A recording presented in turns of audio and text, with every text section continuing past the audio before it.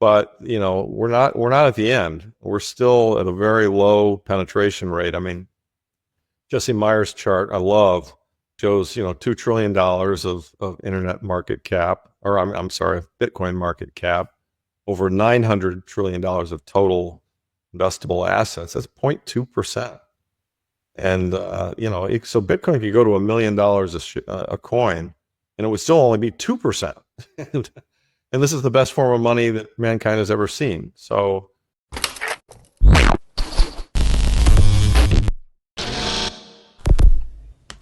Larry Lepard, the founder and managing partner of Equity Management Associates, has a positive view of Bitcoin and the economy as a whole. He thinks that the current financial system is fundamentally broken because it was built around inflation, debt, and manipulation, all of which trap most people while helping a small group. Bitcoin, on the other hand, is a solution because it is based on mathematical principles that can't be changed, is decentralized, and can't be stopped. Lepard says that Bitcoin will be the only thing that has real value when the current financial system falls apart. However, Bitcoin holders now have a duty to deal with this change. It's not just about protecting wealth, it's also about pushing for a more fair financial system. The government might try to stop Bitcoin from growing, but Lepard is sure they won't be able to. But a lot of people still don't know what Bitcoin can do. They are stuck in the idea of fiat currency and don't see how much Bitcoin could be worth or how fast it could get there. This video urges viewers to stay tuned for important information that could change how they think about the future of money. It promises more insights from Larry Lepard.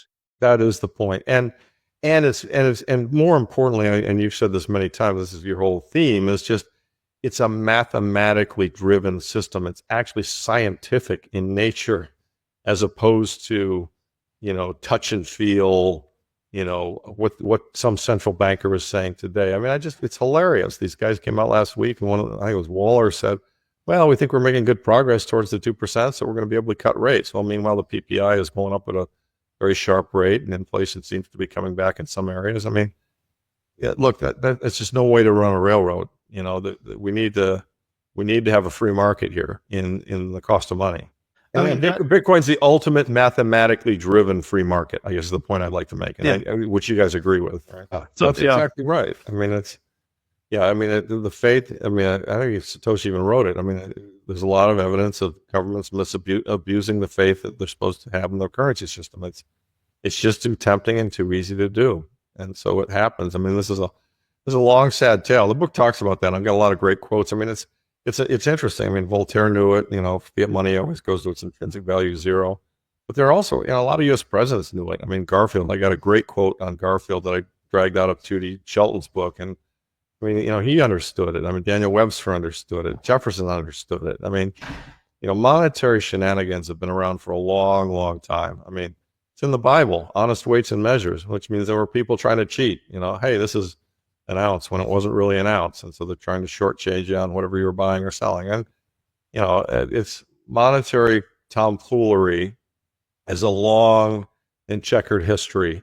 And the notion that mankind might have solved that problem by creating a form of money that cannot be subject to tomfoolery because it's mathematically driven, that is a big, big, big deal.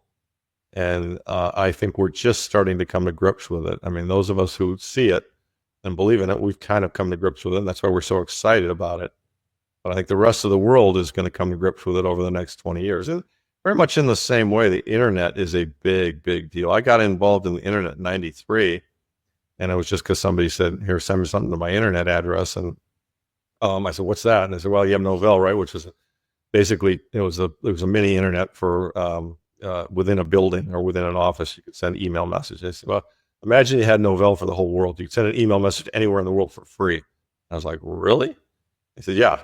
The government developed it. DARPA developed it in 68 and 9 with TCP/IP. I was like, holy shit, that's a really powerful idea, And I still don't think we've seen all the full impact of the internet. I mean, we've seen the big networks get disintermediated by Joe Rogan and Tucker Carlson. I mean, there's a lot, which is beautiful, and by guys like you. I mean, it's here we are on opposite sides of the world, telling a story, communicating something to people who are willing to listen that they can't find anywhere else. They're not going to find a conversation like this on CBS.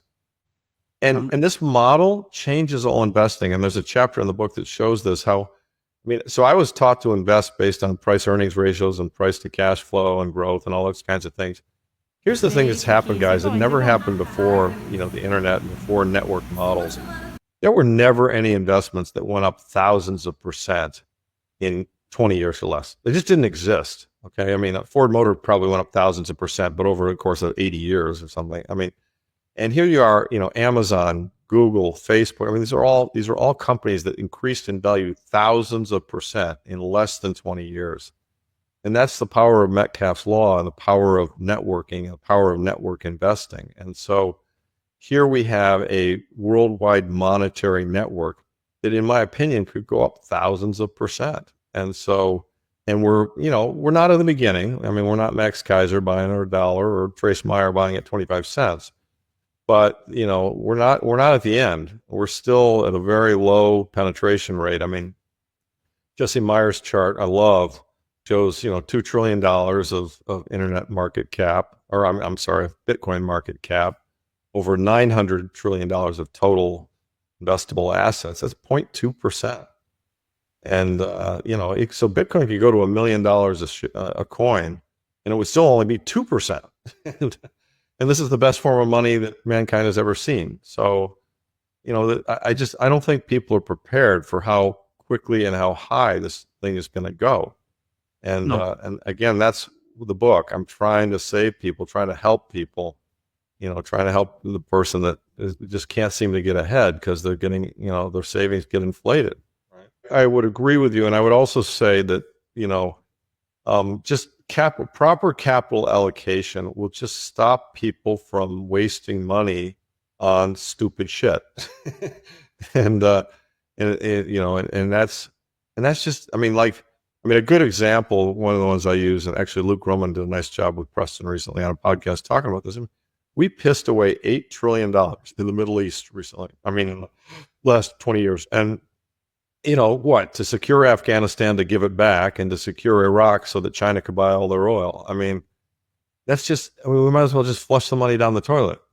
You know what I mean? Imagine if that $8 trillion had been spent on infrastructure, productivity, nuclear power, a lot of things that would have made the well-being of our citizens better, as opposed to, building tanks and guns and things that went to, that are rusting now in Afghanistan. It's, and I would contend, I think most Bitcoiners would contend that, if you take the money, the power to print money away from the state's going to have a really hard time conducting big wars. And that's a good thing, because war is incredibly destructive to, both people who suffer from the injuries and deaths, but also just to the overall economy, because it doesn't produce anything. It sucks resources and destroys them.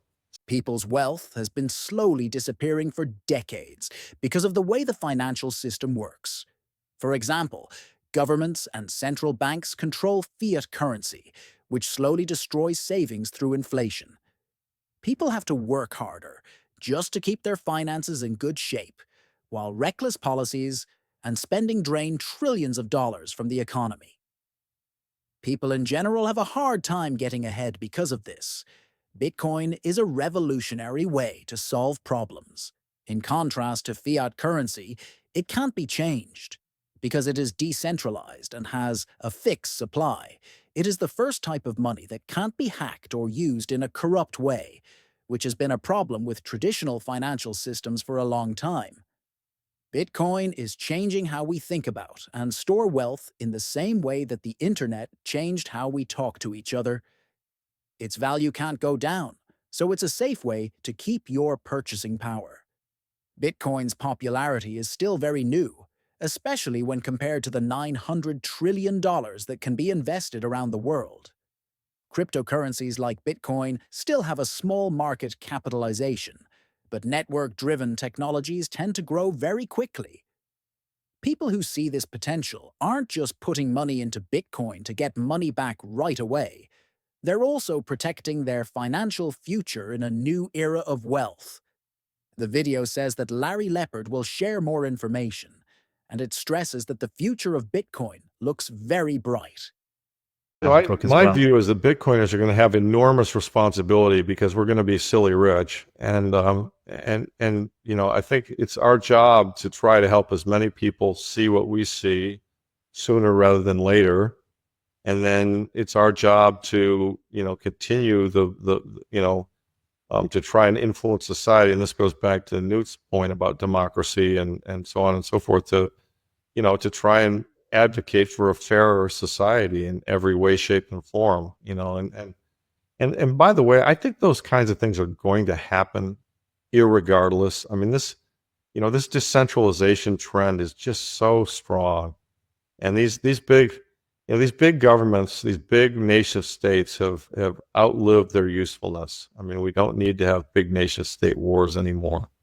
And we don't need to have big nation state power. I mean, if you look at what the federal government does, there's nothing they really do that we couldn't push down to the states except national defense. And I think if we can get a global ban on nuclear weapons, national defense won't become so much of an issue in the future either. So I think there's going to be a lot of responsibility thrust onto onto Bitcoiners, because they will, by definition, be fairly well-to-do, and which would then give them the time, and maybe people will ask them to be involved in the political process.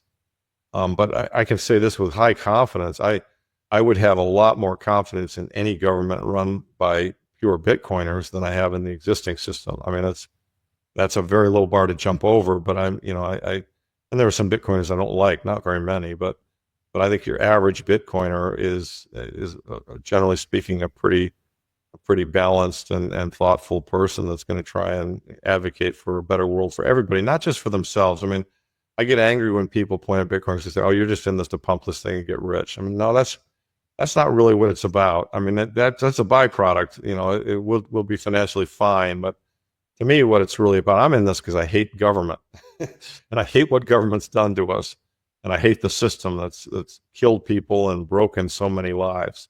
That's why I'm in this.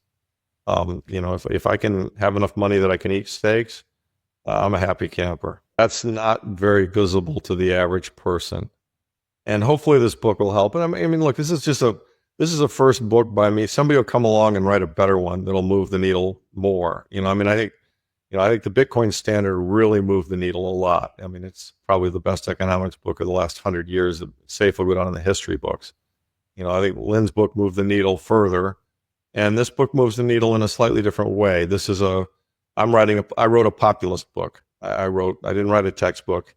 I wrote a book that tried to get the masses riled up, and that anybody can read and can understand, and we can create a mass movement here to return the world to sound money. Because if we return to sound money, it'll be a world that's more like the world I grew up in, which was really great.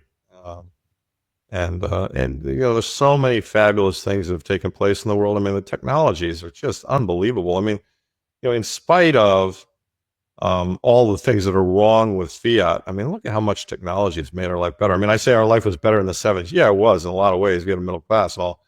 But I mean, technologically, gosh, it wasn't, you couldn't even touch it. You know what I mean?